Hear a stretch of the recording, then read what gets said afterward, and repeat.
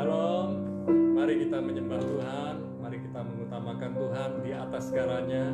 Sisihkan waktu kita bersama dengan keluarga kita menyembah Tuhan dan nikmati hadirat Tuhan. Haleluya.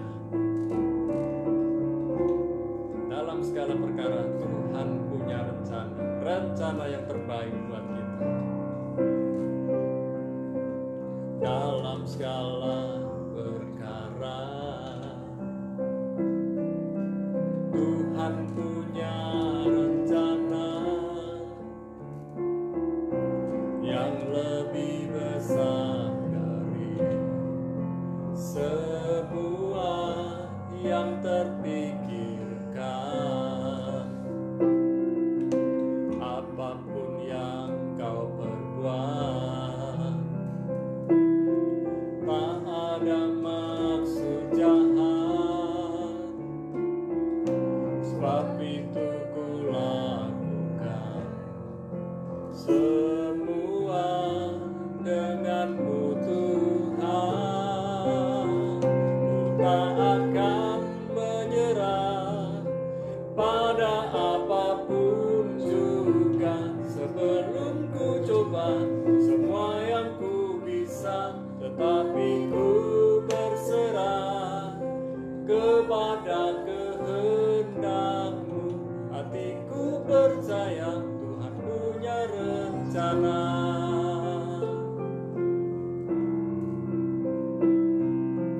Dalam segala perkara Tuhan punya rencana yang lebih besar dari semua yang terpikirkan. Apapun yang kau perbuat, tak ada maksud jahat, sebab itu ku lakukan semua denganmu Tuhan. Ku tak akan menyerah pada apapun juga, sebelum ku coba semua yang ku bisa, tetapi ku berserah kepada kehendak-Mu. Hatiku percaya Tuhan punya rencana. Ku tak akan menyerah pada apapun juga, sebelum ku coba semua yang ku bisa, tetapi ku berserah kepada kehendak-Mu. Hatiku percaya Tuhan punya rencana. Ku tak akan menyerah pada apapun juga, sebelum ku coba semua yang ku bisa, tetapi ku berserah kepada kehendak-Mu. Hatiku percaya Tuhan punya rencana. Hatiku percaya Tuhan punya rencana. Hatiku percaya Tuhan punya rencana. Oh, haleluya. Rencana-Mu indah Tuhan, ku mau ikut kehendak-Mu. Kami mau ikut kehendak-Mu, kami mau ikut rencana-Mu Tuhan. Haleluya, haleluya. Kami mau ikut rencana-Mu. Rencana-Mu selalu yang terbaik. Rencana-Mu Tuhan selalu indah. Rencana-Mu Tuhan selalu tepat waktu. Kami bersyukur kepadamu. Kaulah Allah, Kaulah Tuhan.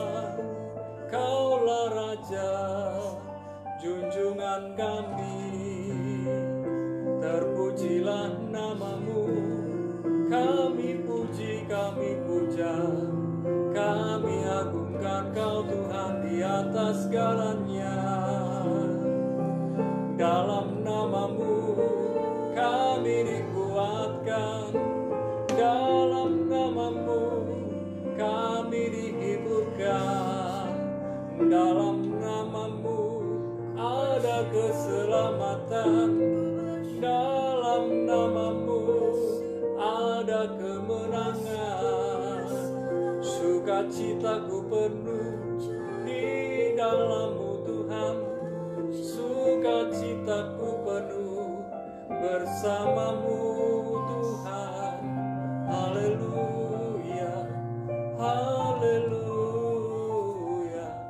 Syukur, syukur. Dalam segala perkara Kau turut bekerja untuk mendatangkan kebaikan bagi semua orang yang mengasihi-Mu, yang terpanggil sesuai dengan rencana-Mu. Kami bersyukur Tuhan.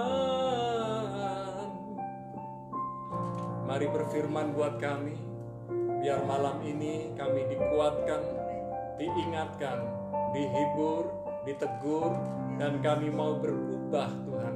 Dan ketika kami mau berubah, kami percaya kami akan berbuah lebat dan manis. Di dalam nama Yesus kami bersyukur dan berdoa. Sama-sama katakan amin. Shalom kekasih Tuhan dimanapun Anda berada. Buat jemaat Roh Jajak yang terkasih, buat kekasih Tuhan di sekeliling Banyuwangi, juga yang ada di seluruh Indonesia, bahkan di seluruh negeri. Saya percaya bahwa pandemi COVID-19 sudah semakin mereda, semakin baik kondisi di berbagai negeri, dan saya percaya juga Indonesia pun mengalami pemulihan.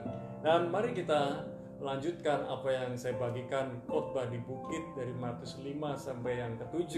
Sekarang mulai masuk dari Matius pasal yang ke-5 ayat yang ke-17. Matius 5 ayat 17. Ya, kita akan baca sampai ayat yang ke-20. Saya akan beri tema jangan menyangka. Jangan pernah menyangka. Jangan menyangka. Nah, apa yang jangan kita sangka? Mari kita perhatikan di sini ayat 17. Janganlah kamu menyangka bahwa aku datang untuk meniadakan hukum Taurat atau kitab para nabi. Aku datang bukan untuk meniadakannya, melainkan untuk mengenapinya. 18. Karena aku berkata kepadamu, sesungguhnya selama belum lenyap langit dan bumi ini, satu iota atau satu titik pun tidak akan ditiadakan dari hukum Taurat sebelum semuanya terjadi. 19. Karena itu siapa yang meniadakan salah satu perintah hukum Taurat, sekalipun yang paling kecil, dan mengajarkannya demikian kepada orang lain, ia akan menduduki tempat yang paling rendah di dalam kerajaan surga. Tetapi siapa yang melakukan dan mengajarkan segala perintah-perintah hukum Taurat, ia akan menduduki tempat yang tinggi di dalam kerajaan surga. Maka aku berkata kepadamu, jika hidup keagamaanmu tidak lebih benar daripada hidup keagamaan ahli-ahli Taurat dan orang-orang Farisi, sesungguhnya kamu tidak akan masuk ke dalam kerajaan surga. Nah, kekasih Tuhan, dari ayat yang ke-20 ini, bagian yang terakhir sungguh mengerikan sebetulnya. Dikatakan, maka aku berkata kepadamu, jika hidup keagamaanmu tidak lebih benar daripada hidup keagamaan ahli-ahli Taurat dan orang-orang Farisi, sesungguhnya kamu tidak akan masuk ke dalam kerajaan surga. Nah, kekasih Tuhan, kalau kita perhatikan, hidup keagamaan dari ahli-ahli Taurat dan orang-orang Farisi ini begitu mengenal sebetulnya apa yang ia baca, ya, ia mengetahui, ia mengenali apa yang ia baca. Dan kekasih Tuhan, mereka hidupnya saleh sekali. Dan kalau kita pelajari kehidupan mereka, kalau zaman now, mereka tiap-tiap hari ada di dekat reruntuhan Bait Allah di Western Wall, di tembok barat. Mereka berdoa. Bahkan tembok barat itu kalau di Yerusalem itu dibuka 24 jam, kecuali pas hari Sabat, yaitu Jumat sore sampai Sabtu sore, itu betul-betul orang Yahudi tidak melakukan kegiatan. Mereka hanya pergi sekitar 1 kilometer dari rumah mereka. Tetapi perhatikan dari ayat yang ke-17 ini, dikatakan janganlah kamu menyangka, jangan pernah menyangka bahwa Yesus datang ke muka bumi ini untuk meniadakan hukum Taurat, untuk menghapus hukum Taurat. Tidak. Mungkin bagi sebagian kekasih Tuhan, kalau saya bicara tentang hukum Taurat lalu cepat terpikir, itu 10 perintah Allah. Tidak, 10 perintah Allah itu baru sebagian dari hukum Taurat. Ada 613 aturan hukum Taurat yang begitu banyak tentunya. Saya kalau perhatikan hukum Taurat begitu banyak, 613, tentu gak mudah. Bagaimana kita melangkah keluar dari rumah, melangkah pakai kaki apa, bagaimana makan dan bagaimana minum, bagaimana kehidupan sehari-hari, semua ada aturan-aturannya. Tetapi ternyata Yesus datang bukan untuk meniadakan. Jadi jangan pernah menyangka Yesus datang meniadakan hukum Taurat lalu kita nggak berkata-kata lagi tentang hukum Taurat. Ya, seringkali kita berpikir kalau hukum Taurat itu law. Wah, aturan, hukum. Tidak. Ternyata kita bisa melakukan hukum Taurat bukan karena mengetahui hukum Taurat atau mengenali hukum Taurat, tetapi karena kita mengikut Yesus Kristus, maka setiap hukum itu akan kita lakukan dengan penuh kasih, penuh cinta, karena kita cinta kepada Tuhan. Oleh karena kita mengikut Tuhan, kita dimampukan. Tentu saja Yesus datang bukan meniadakan, tetapi menggenapi. Dan ayat yang ke-18 dikatakan bahwa satu iota, satu titik, ya, satu yod di dalam bahasa Ibrani itu seperti apostrofi, ya, tanda kecil di atas. Tidak ada satu titik pun, satu iot atau iota pun yang dilenyapkan. Tuhan akan genapi setiap apa yang ada di dalam firman Tuhan, satu demi satu. Dan kekasih Tuhan, jadi di dalam ayat 19 dikatakan, karena itu siapa yang meniadakan salah satu perintah hukum Taurat sekalipun yang paling kecil. Jadi, sekalipun kita mengajarkan untuk meniadakan satu saja hukum Taurat, itu urusannya dengan Tuhan. Ya, karena orang ini akan menempati tempat yang paling rendah di dalam kerajaan surga. Artinya, jangan sampai karena kepintaran kita, karena kecerdikan kita mengelabui orang, kita menipu orang memakai ayat-ayat firman Tuhan. Ayat firman Tuhan kita abuse, kita salah gunakan untuk kepentingan diri sendiri, kepentingan pribadi. Tuhan akan berurusan dengan kita. Tuhan mau standar moral kita adalah standar firman Tuhan. Standar etika kita adalah firman Tuhan. Standar kehidupan kita adalah karakter Kristus. Dan kalau kita memiliki karakter Kristus, di mana Kristus menggenapi firman Tuhan, di mana Kristus menggenapi Taurat, maka kehidupan keagamaan kita, tanda petik agama, religion itu berisi tentang aturan, tetapi relation, ya. Ketika kita mengikut Kristus, itu kita punya relation, kita punya hubungan dengan Tuhan. Orang yang punya hubungan dengan Tuhan, hubungannya baik, maka aturan-aturan itu akan dikerjakan, dicintai, ditaati, bukan ditakuti. Saya percaya aturan-aturan firman Tuhan itu baik sekali buat kita, sangat tepat buat kita, bukan untuk ditakuti, tetapi firman Tuhan yang bertahta dalam hati kita membuat kita makin cinta Tuhan.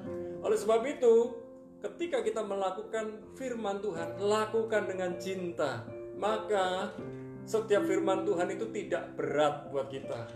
Ya, yang seringkali memberatkan itu karena kita tidak cinta, karena kita tidak mengenal Tuhan. Bayangkan kekasih Tuhan, Anda yang sudah berkeluarga dulu waktu pacaran, ya, apapun untuk yang Anda cintai, untuk kekasih yang Anda cintai, Anda akan lakukan. Apalagi kita punya Tuhan yang kita cintai, maka kita akan lakukan dengan sungguh-sungguh. Sehingga ayat yang ke-20, kita tidak menganggap kehidupan keagamaan bukan sekedar religion, tapi relation.